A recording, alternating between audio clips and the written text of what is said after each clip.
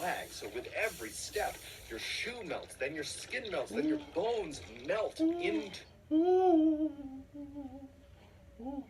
I know that shit was painful.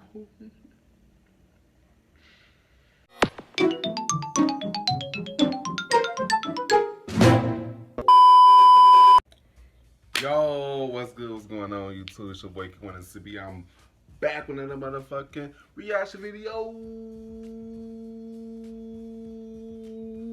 You know what I'm saying? Says we're going to be reacting to Mr. Ballen, the Texas cat lady's house of horrors. You know what I'm saying? You know what I'm saying? You know what I'm saying? Shout out to the person that told me to react to this. Shout out to y'all. Shout out to y'all. Shout out to y'all. You know what I'm saying? Let the feet give a thumbs up. We don't give a thumbs down. Kind of why. We don't care just too, you know what I'm saying? Yes, squad, let's get straight into this video. Let's get it. Full screen, let's get it. We're going to look at 3 places you can't go and people who went there anyways. But before we get into today's stories, if you're a fan of the strange, dark, and mysterious delivered in story format, then you've come to the right place because that's all we do, and we upload once or twice a week. So if that's of interest to you, please log on to the Like Button's Netflix account and fast forward all of their continue watching shows approximately 2 or 3 minutes. Also, please subscribe to our channel and turn on all notifications so you don't miss any of our weekly uploads. All right, let's get into today's stories.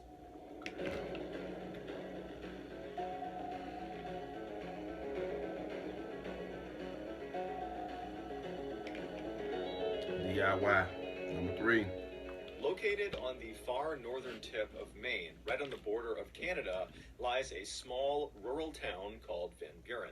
Van Buren is home to about 2,000 people who, for the most part, have lived in Maine for their entire lives, and they tend to be very rugged and very competent people. But unless you live in Van Buren or know someone in Van Buren or have family out there, there's no reason you would have heard of this particular town. Never heard of it. In this town, at least nothing that makes sense. I know Maine, however, though. That will change. In 2019, Van Buren made international headlines because of one man, Ronald Sear. As a young man in the 1950s, Ronald Sear joined the Air Force and fought in the Korean War. And then after he got out of the military, he moved back to his hometown of Van Buren, Maine, and he moved into a very modest 2-story home right near town. And for a little while, he just kind of floated about, didn't really have a direction in life. But eventually, because of his love for working with his hands and his general skill at working with his hands and building things, he started a small but successful tool selling company that he ran right out of his shed on his property. Fast forward to 2019, Ronald Sear at that time was 65 years old, and he still lived in the same property right near town in Van Buren. However, he now lived alone, and he still ran this tool selling business right out of his work shed. And for Ronald, this was enough. He was very content with his life. He was very happy. But that year, he would face a crisis. One bright, sunny morning in the summer of that year, Ronald left his house and he walked over to his shed. He went inside, and right away he noticed something. Ronald kept all these bins inside of his shed that were full of all of the different tools that he would sell. And because he was in there all the time, either literally selling tools or tinkering with whatever it was he was building himself, he was very aware of how full each of these bins were. And anytime they got low, he would order more so he had enough supply to sell. And so he went into his shed this morning and he noticed right away that a couple of the bins appeared to be a little bit lower than he remembered. And right away, Ronald is thinking, did I forget to order supplies to fill these bins up? Did I just forget? Sorry, it's robbing him. But he's thinking to himself, I am meticulous in making sure my inventory is full at all times. I've been doing this for decades. And so I think it's my prediction. I feel like he was buying supplies and somebody was robbing him and he went crazy because he knew he'd bought something, you know what I'm saying? Or he at that age where you just start having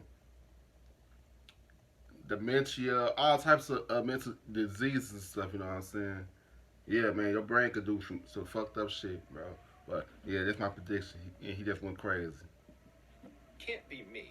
Maybe I took the tools and I brought them into my house and I've left them in there, or maybe they're in my truck. And so Ronald, believing there's a totally logical explanation for this, would leave his shed and he would search his property, but he can't find these tools anywhere.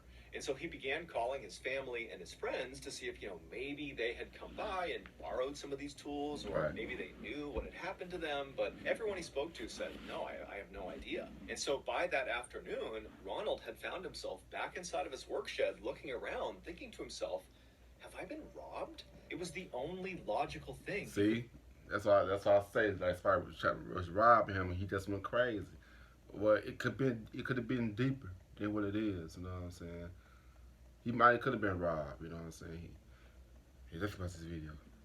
Think of that would explain this loss. Right. And so Ronald drove to the police station and he spoke to police and he explained what happened. But unfortunately, the police's reaction to what he was telling them was not exactly what he wanted. They basically assumed that, he just had miscounted, that in reality the tools were either still in the shed and he just forgot how many were supposed to be in there, Right. or he had just kind of lost them on his property somewhere, that they were bound to turn up. And so the police told him, look, Ronald, go back and search your property. I'm sure they're there. And if you get some proof that someone actually stole from you, then come back to us. And so Ronald was really annoyed by this. He wanted them to take this seriously, but he could tell they just were not going to. And so Ronald drove back to his Police house. is He never went helping inside, nobody. hopped on his computer, and he began researching what other homeowners did to protect themselves from things like theft. And one of the things he came across was setting up tripwires all around the perimeter of your property. Basically, you take these thin wires and you stretch them out very tight, very low to the ground,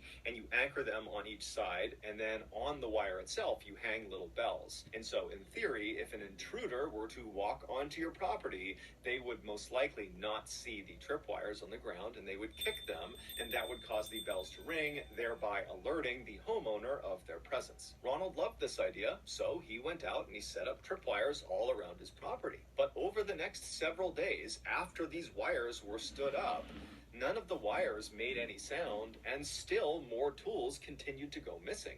This was also in spite of the fact that his shed was locked at night. And so Ronald's thinking to himself, whoever's doing this is clearly watching me and kind of monitoring what I'm doing. They must be aware of the tripwires, and they must be sneaking into the shed, at some time that I have the doors unlocked. I mean, this is a professional thief. And so as Ronald is thinking about this master thief that is targeting him, He having a mental breakdown. He probably look. It's another prediction that I got. He probably taking these tools. And he probably forgetting that he was the one that's taking them. He having a mental break. He having something going on in his head. Something going on in his head. I don't know. The rest of the video. That make him go he crazy. has this sudden fear that if he can't stop this person from breaking into his shed and taking his tools, how can he possibly protect himself against this person breaking into his home and stealing things from in there, which included all of his cash and many other valuables? And so Ronald became very fearful and decided the only thing he could do was really beef up his home security system. And so he hopped back online and he began Googling other ways to protect your property. And after discovering a number of really effective techniques, he got to work. He began building all these home defense systems and placing them all around his property. And after all of these kind of DIY security measures were put up, the theft of his tools stopped. And in Ronald's mind, that validated that his defense system had worked. He was effectively preventing theft. But this would not be the end of his troubles. Fast forward to Thanksgiving that year, so November 28th, and the Van Buren police got a very frantic phone call from Ronald. He was totally hysterical. He wasn't really making sense.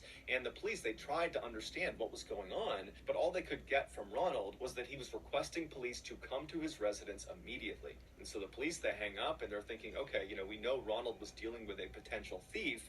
Maybe he literally caught the thief red-handed and he wants us to come and arrest this person, and who knows, maybe they're fighting at his residence right now. And so the police speed over to Ronald's house, they pull into his driveway, and at first glance, nothing looks out of the ordinary. Ronald's truck is in the driveway, and there's no obvious signs of a disturbance. He's going crazy. But they notice the front door to Ronald's house is wide open. And so the police park their cars in Ronald's driveway, they get out and they run up onto the front porch, and they're standing in front of this open door, and they look down and they can see there's a very obvious blood trail starting from the front of Ronald's house, going straight back down a hallway that looped around to the left and out of sight. And so right away, the police are yelling into the house, Ronald, are you okay? What's going going on? And somewhere deep inside of the house, they hear what sounds like Ronald make a kind of guttural sound. And so immediately this tips the police that more than likely Ronald has been hurt, and he likely is the one who made this blood trail. And so the police draw their guns and they go inside of Ronald's house, not really sure what they're going to find. They don't know if there's some intruder or attacker or someone in here that's harmed Ronald, but they make their way down this hall following the blood trail.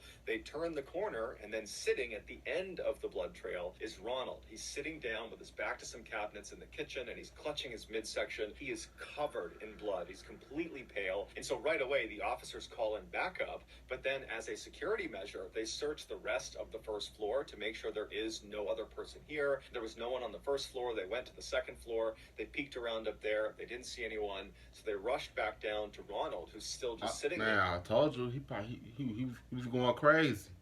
He was going crazy. He was going crazy. He was going crazy. Just the video.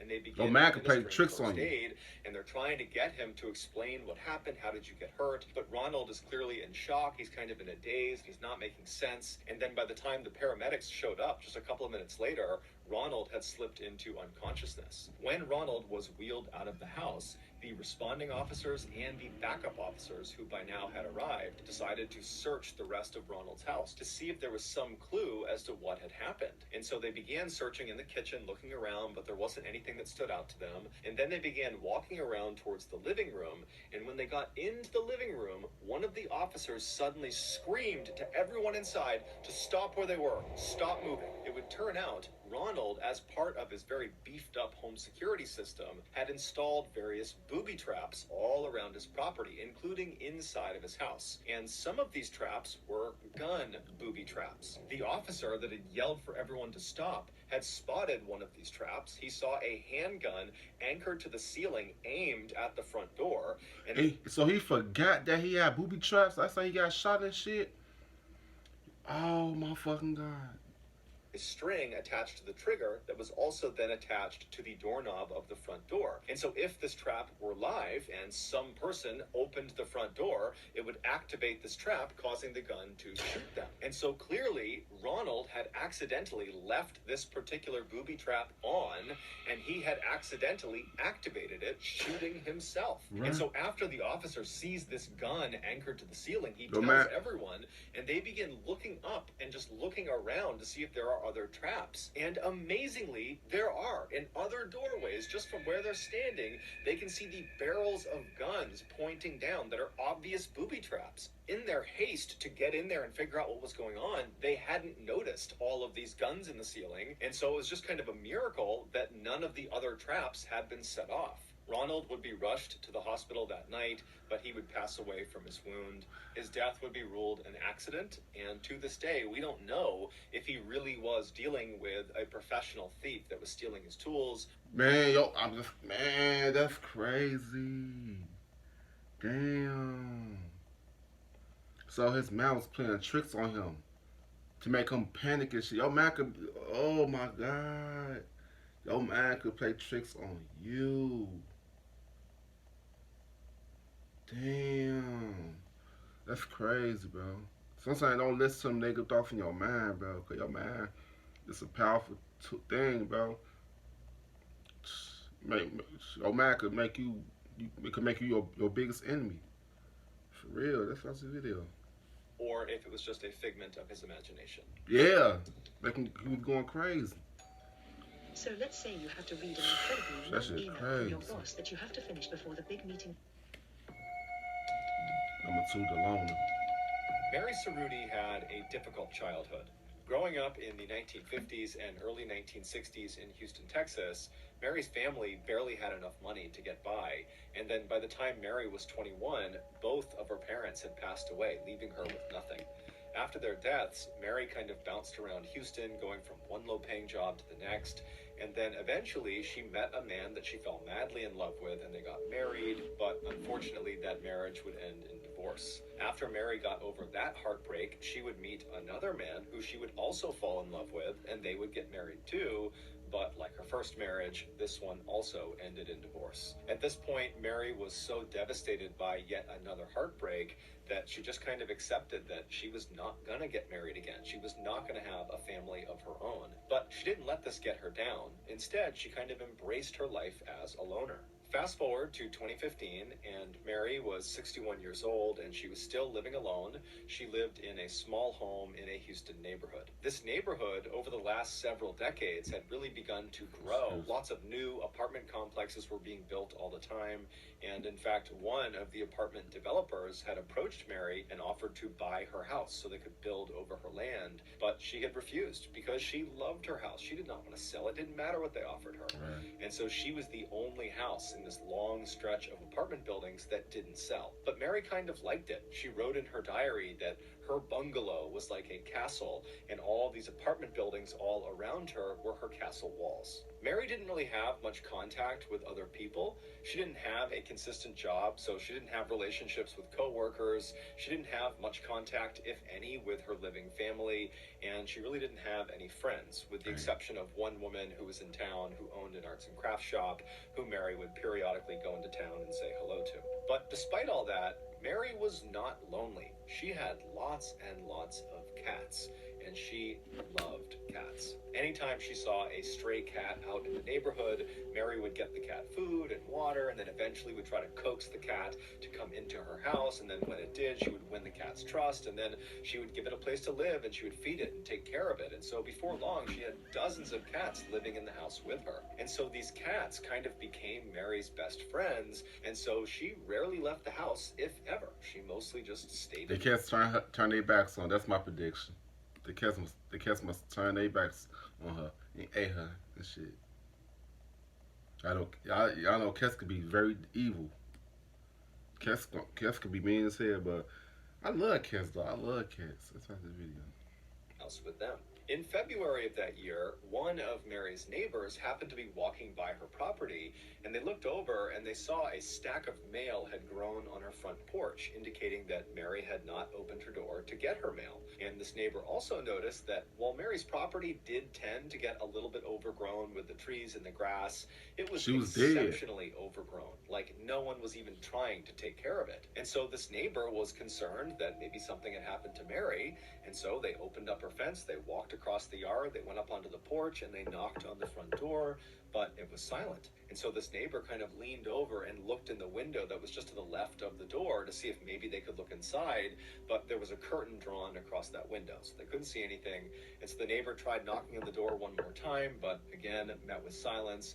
And so after standing there for a minute, the neighbor left the front porch and walked around to the side of the house to see if maybe they could look in one of those windows, but when they went around to the side, those windows were covered with curtains too. So the neighbor walked back to the front of the property and just stood there looking at the house, wondering what they should do. And something told them that something's off, something's wrong, someone needs to make sure Mary really is okay. Someone needs to get inside of this house. And so the neighbor called the Houston police and explained the situation. A few minutes later, the Houston police arrived, and they too went right up onto Mary's porch. They knocked on her door. It was met with silence. And so after that, the police talked to one of the other neighbors and got a key that Mary had apparently given them previously. And the police went back to Mary's front door. They used the key. They unlocked the door. They opened it up, and right away they were hit with this horrible smell coming from inside the house. The police pushed the door the rest of the way open, and they stepped inside and they yelled out for Mary, but it was silent.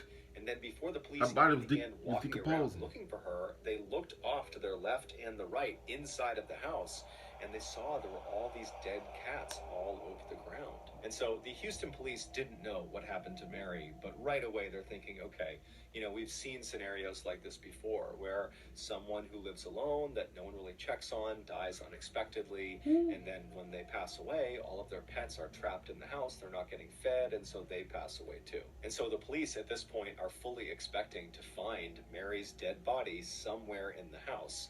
And so they begin walking through the house looking for it. But after searching the house top to bottom, they could not find Mary. And so the police leave Mary's house, and at this point there are people outside gathered because they see the police cars. And so the police grab a couple of the neighbors and they ask them, do you know anything about this woman?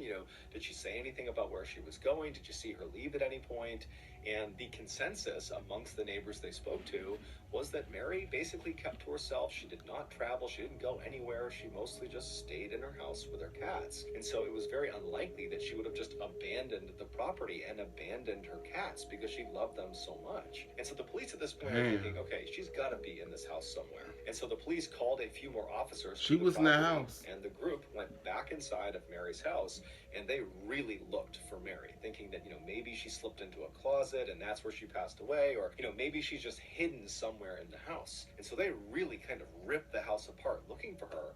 But again, there was just nothing. And so after they finally stopped the search without finding Mary, the police contacted Mary's extended family and they asked them the same questions. Did Mary say anything about a trip she was going to take? Is there any reason she would just abandon her property? And they all would say, look, we don't talk to Mary. We don't know where she went. We have no idea. And so for a little while, the Houston police continued to search for Mary in and around Houston. But eventually, after finding nothing, the search kind of stopped and they reached out to Mary's family and said, if you hear anything else about what happened to Mary, please let us know. Several months later, Mary's house went into foreclosure because no one was making the payments anymore, and the bank put her house up for auction. And a real estate entrepreneur in Houston bought the house up quickly, and after cleaning it out, he put it on the market to be rented out. And for the next couple of years, several tenants lived in Mary's old house, none of them staying for very long. Then in March of 2017, when the property was vacant, this young couple reached out to the landlord and said they were looking to rent, and they were hoping to potentially stay in this property for 2 or 3 years. The landlord was thrilled, and he sent over a lease for them to sign. And then once the couple had signed the lease and the property was theirs, the husband decided to just go over on his own and walk around the property and see what they would need to buy in terms of furnishings. And so the husband arrives at the property, he goes in the front door, he walks around the first floor, and then at some point he decides he wants to go up into the attic to see how much storage space they have. And so he gets underneath the trap door in the ceiling, he grabs the string and he pulls it down, revealing this folded up ladder. He flips down the lower ladder piece and puts it on the ground, and then he began climbing up. Once he got up into the attic, he stayed standing on the ladder and just kind of scanned around, and he saw there really wasn't much up there. There was a couple of metal cages that appeared to have been for pets or something, but it was very dirty and dark, and it appeared like no one had really come up here in a long time. And he kind of assumed that, the other tenants weren't using this as a storage space. And so the husband was about to go back down the ladder when he noticed off to the right side of the attic, kind of far away from the ladder, right where the roof begins to pitch down, he saw one of the floorboards was kind of popped up like it shouldn't be. He stared at it and he's looking around at the rest of the attic, and all of the floorboards were perfectly uniform, but that one was really jacked up. And so he was curious, and so he climbed up into the attic and he kind of stooped down and he walked over to this loose floorboard, and when he was standing over it, he could tell that this floorboard had kind of popped off of this hole in the ground, that the floorboard had been covering this hole, but the hole was dark. And so he pulled out his phone and he turned on his flashlight and he looked straight down and he aimed the light into this hole. Now, this hole was basically just a gap between two of the walls on the first floor. And so he's shining his light down into this gap, and he sees at the bottom the remains of the woman the Houston police have been looking for the past 2 years, Mary Cerruti. While no one knows for sure exactly what happened to her, it's believed back in early 2015 when she went missing, she had gone up into the attic where perhaps her cats liked to sunbathe off to the side of the attic because there was a big window that looked into the attic. And so she went up there to maybe feed the cats or check on the cats that were up there. And when she walked over to that side of the attic where the window looked in, she stepped on that loose floorboard and it gave out from her weight, and she kind of fell through it like a trap door and fell down into that gap between the walls. It's unlikely. But how the fuck did the police didn't fucking even check the fucking attic? Police, how the fuck, how did they miss that? How the fuck they ain't think about to check the fucking attic? How they miss that? They don't be looking for real, bro. If they would have checked that attic, just like how that man did, she would have been found.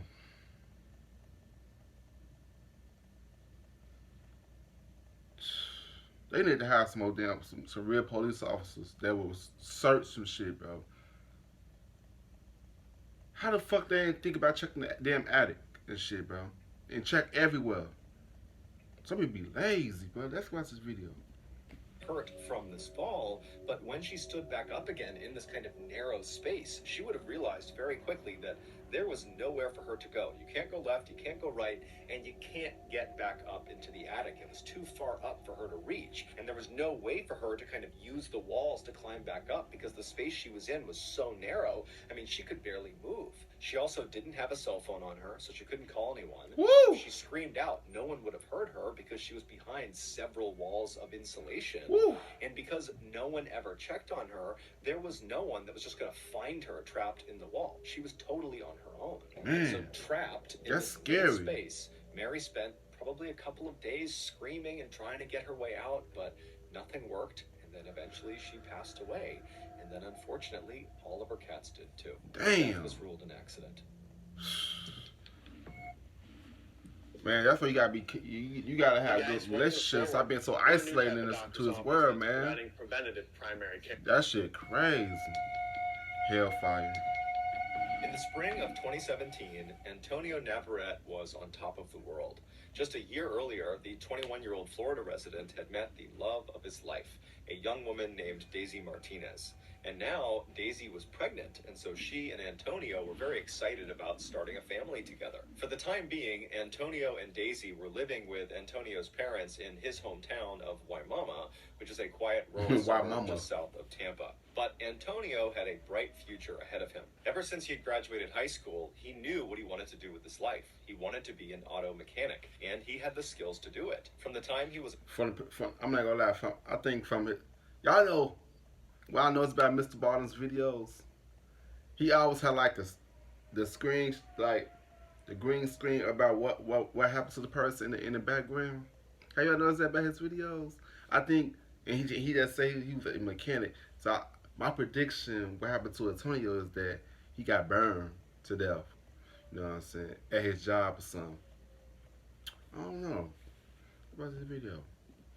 Toddler, he had always been obsessed with cars, breaking apart his toy cars and putting them back together. And then as he got a little bit older, he began drawing these very intricate drawings of cars that he loved or designs for new cars. And then when he was a teenager, he began actually tinkering around with real cars until he finally acquired a car of his own. It was a white Chevy lowrider pickup truck that he tricked out with all these fancy lights and special rims and this huge sound system that took up most of his back seat. It was thanks in part to this truck, which he nicknamed Casper, that Antonio, who was too shy to be much of a ladies' man, met up with Daisy in the first place. Antonio had driven Casper to a local car meetup for other car enthusiasts where you could basically park your vehicle and you could walk around and see what other people did to upgrade or enhance their vehicles. And so while Antonio was there, he was walking around when he saw on the far side of this meetup, there was this unbelievably beautiful young woman, and he found himself just staring at her. He couldn't help it. And this young woman, who was Daisy,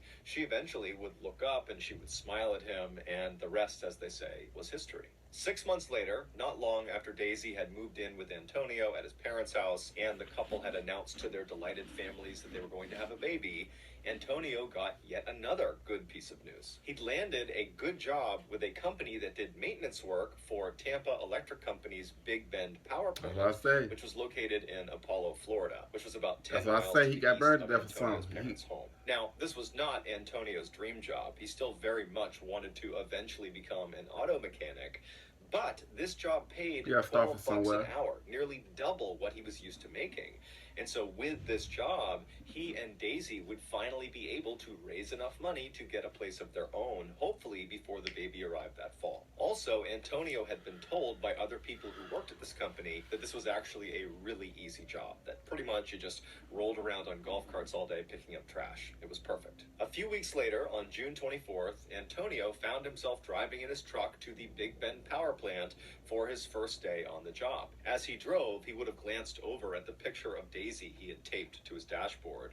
She was the only woman he had ever loved besides his mother. When Antonio arrived at the Big Bend power plant, he was totally amazed at just how enormous this thing was. It was basically this huge And they do factory be, that sat right man, up they do against be the water, big and as there were hell. 4 huge Them power smokestacks plants coming are out of the big. ceiling of this factory with white smoke billowing out of them. This plant produced electricity, and they did this by burning coal. This process was done in 4 I love the distinct smell of coal. units that were It smells so inside good of to this me. factory that Antonio was looking at. And each of these units is comprised of a humongous boiler, which is basically a 12-story tall oven. And so coal is loaded into this huge boiler, and it burns at the bottom of the boiler, creating some steam.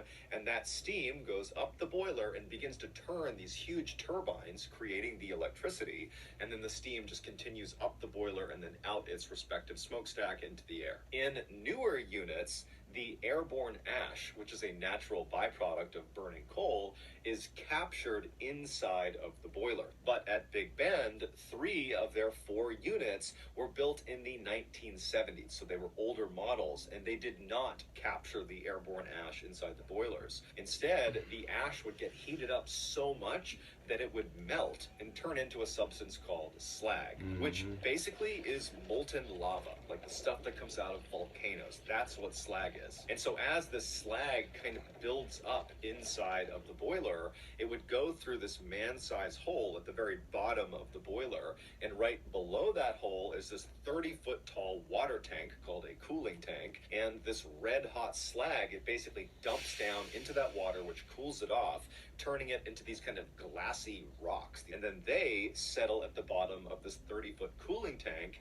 and at the bottom of the cooling tank is this grinding mechanism that pulls these hardened, cooled off little boulders of slag into it, and it crushes them up and spits them out on the other side as little tiny bits of slag chips. And then these chips get sold for use in everything from sandpaper to roofing shingles. So after Antonio had spent several minutes just admiring this gargantuan building he would be working in, he gathered up his things, he hopped out of his truck, and he headed toward the front doors. That day, and the next couple of days, were very uneventful for Antonio. He basically just sat in a break room and watched videos about safety and training, and then when he wasn't doing that, he was out. That's part of when you first start working at a warehouse, you gotta watch all these safety trainers video. At least it might take days. That's why I say I hate working at warehouses sometimes. Like, dang, that's this video.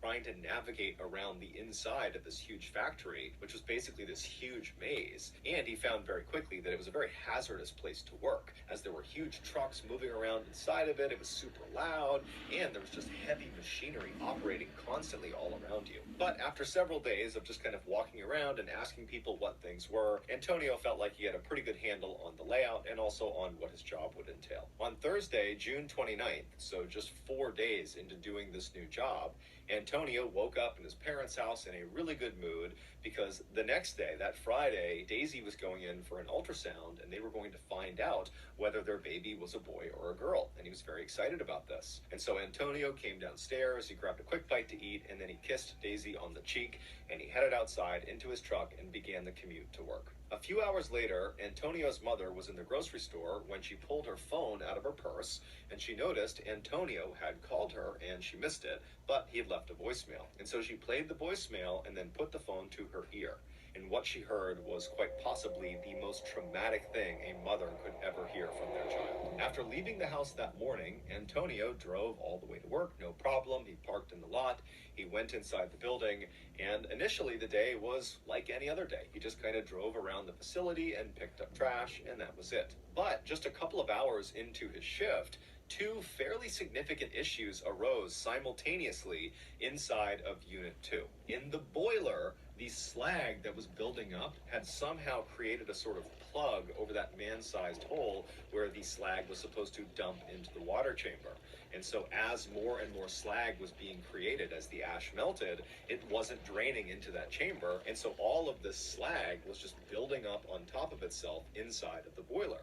And then in the water chamber, completely unconnected from the issue in the boiler, the slag that had fallen into the water chamber, that had cooled and settled at the bottom, it had landed in such a way that it actually blocked the grinding mechanism. And so none of the cooled slag boulders and rocks were being ground up and expelled out the other side. And so they needed to fix these two issues quickly, otherwise Unit 2 would become basically ineffective. Now, the safe way to fix these two blockages would be to start by turning off Unit 2's boiler. And then once it was off, you could drop dynamite into the boiler itself and break up the blockage over the man-sized hole, and you could send a team into the water chamber after you drained it to chip away and move the blockage over the grinding mechanism. However, turning a boiler off at a power plant is extremely expensive. And so the Tampa Electric Company decided, you know what, let's just have them fix these blockages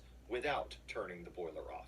And so at 4 in the afternoon, a senior plant manager rounded up 5 other employees, which included Antonio, to come with him and do these repairs inside of Unit 2. And so the plan was to empty all the water from the cooling chamber of Unit 2, and then once it was empty, they would open something called the doghouse door, which is on the outside of the cooling chamber towards the bottom. They would open that up, giving them a line of sight into the bottom of this cooling chamber where that grinding mechanism was, where all those slag rocks had kind of come to a stop on top of it, and they would fire water cannons into the bottom of this cooling chamber to attempt to dislodge these slag rocks off of the grinding mechanism.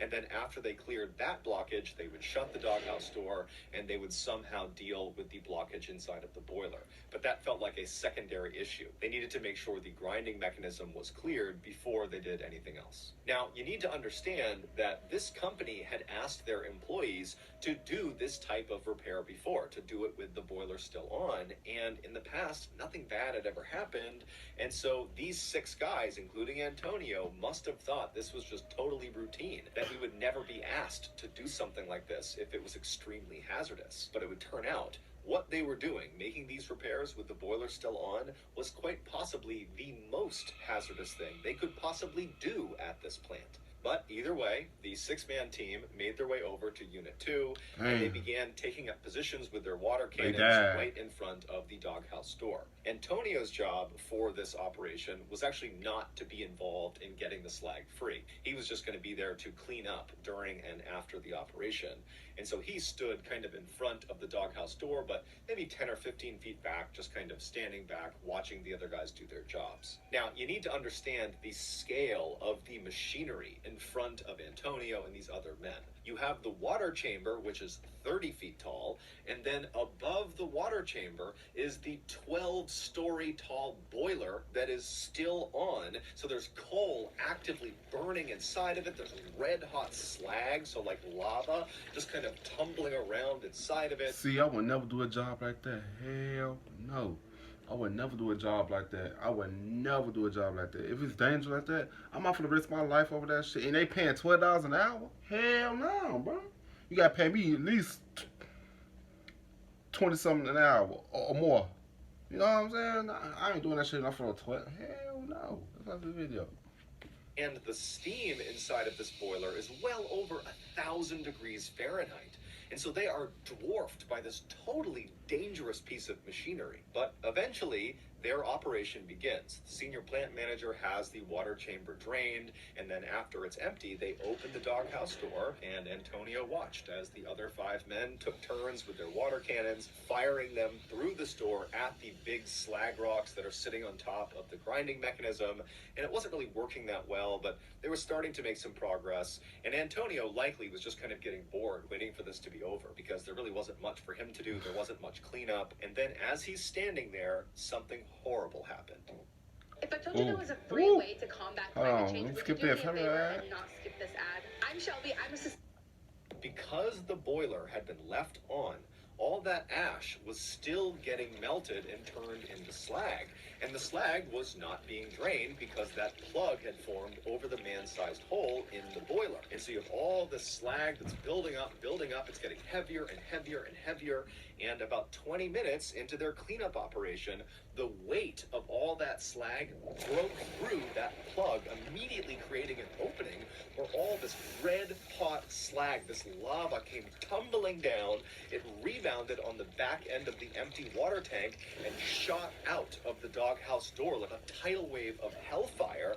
And in seconds, thousands of gallons of this lava-like substance was all over all 6 men. It was like a wave going over them, and then after the slag hits the ground, they were all standing in 6 inches of basically lava that stretched in 40 feet in any direction. Now, unlike trying to run in, let's say, mud or deep water where you're just kind of moving slowly, every step you take in this slag, basically your foot melts into the slag. So with every step, your shoe melts, then your skin melts, then your bones melt into... I know that shit was painful. Damn. Oh, damn. Oh, shit, bro.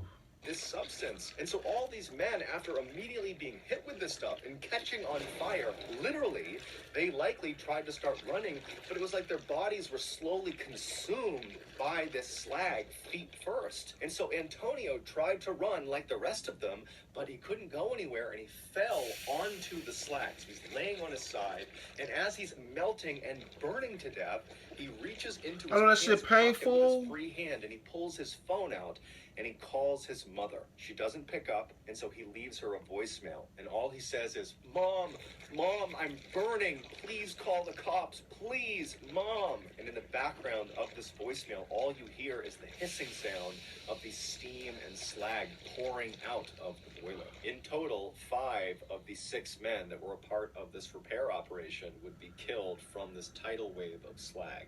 Antonio would be one of them. Tampa Electric would end up paying out a settlement to each of the families of the deceased. So that's going to do it, guys. If you got something out of today's episode and you haven't done this already, please log on to the like button. I had that prediction right that he got burned to death at his job, but I knew it was some shit like that. That's fucking crazy. Netflix account and fast forward all of their continue watching shows approximately 2 or 3 minutes. Also, please subscribe to our channel. Okay, he did. Okay, he's done. Damn, bro. See, damn, bro. Hell yeah, get my family that settlement. Hell yeah, bro. My damn loved one was just killed in this motherfucker. I remember it was 2 black guys. The other black guy must have got out. That shit fucking crazy, bro. See, that's why I would never work in no job like that. I would never. I know his child is set for life. It's crazy he never got to meet his child, bro. That shit crazy, bro. But yeah, man, you guys, if you give a thumbs up, you don't give a thumbs down. I don't know why. I really don't care. Just you know what I'm saying. Yes, subscribe to you guys in the next video. I love you guys. Peace out.